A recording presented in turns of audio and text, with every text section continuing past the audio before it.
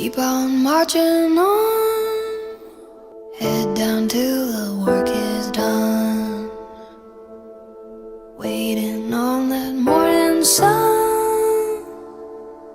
Soldier, keep on marching on. There was a young girl in Greece whose name was Arachne. Her face was pale but fair, and her hair was long and dark. All that she cared to do from morn till noon was to sit in the sun and spin.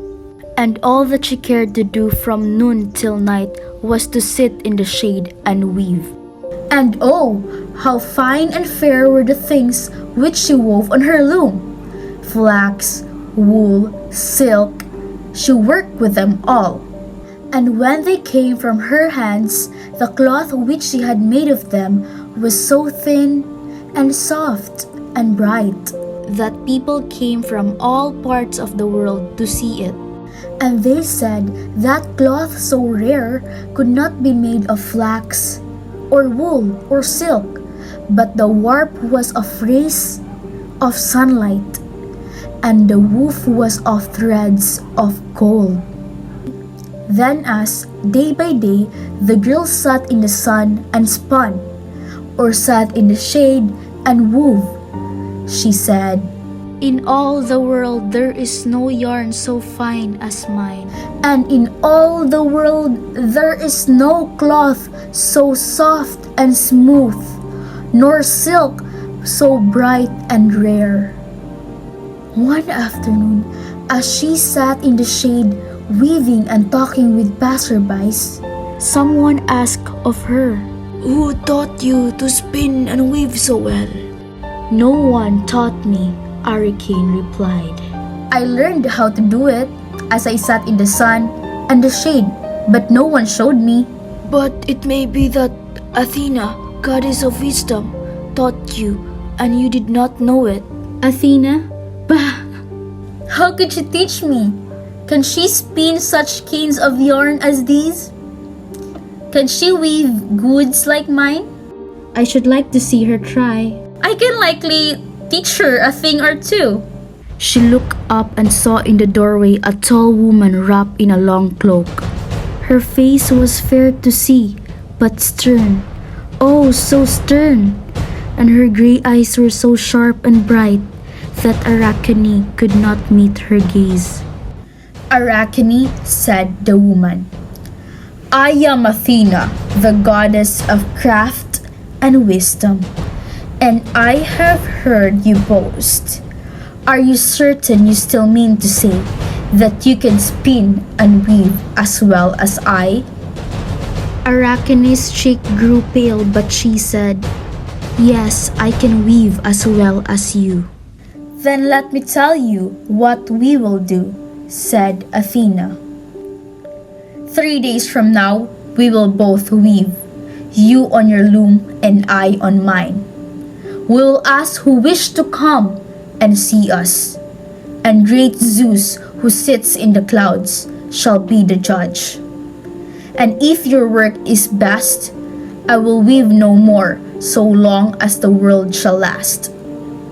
But if my work is best, then you shall never use loom or spindle.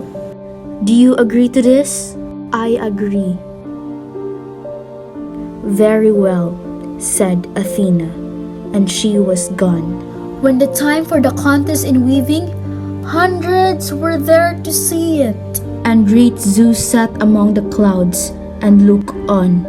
Arachne took her skeins of finest silk and began to weave. And she wove a web of marvelous beauty, so thin and light that it would float in the air, and yet so strong that it could hold a lion in its meshes. And the threads of warp and woof were of many colors, so beautifully arranged and mingled one with another, that all who saw were filled with delight. "No wonder the maiden boasted of her skill," said the people. And Zeus himself nodded. Then Athena began to weave, and she took off the sunbeams that gilded the mountain top, and of the snowy fleece of the summer clouds, and of the blue ether of the summer sky, and of the bright green of the summer fields, and of the royal purple of the autumn woods. And what do you suppose she wove? The web she wove was full of enchanting pictures of flowers and gardens, and of castles and towers, and of mountain heights, and of man and beast, and of giants and dwarfs, and of the mighty beings who dwell in the clouds with Zeus. And those who look upon it were so filled with wonder and delight that they forgot all the beautiful web which Arachne had woven. And Arachne herself was ashamed and afraid when she saw it, and she hid her face in her hands and wept.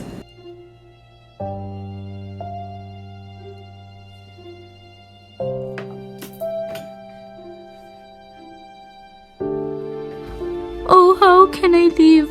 she cried. "Now I must never use loom or spindle." And she kept on weeping and saying, "How can I live?"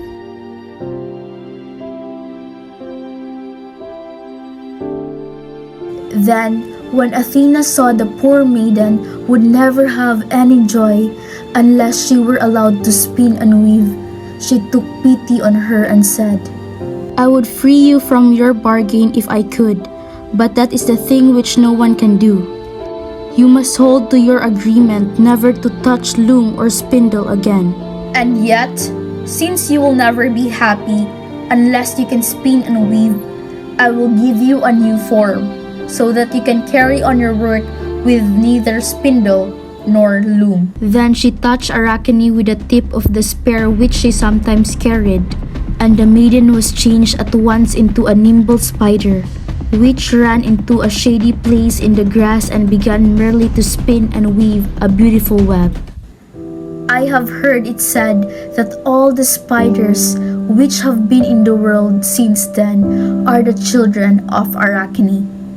Perhaps Arachne still lives and spins and weaves. And the very next spider you will see, maybe she herself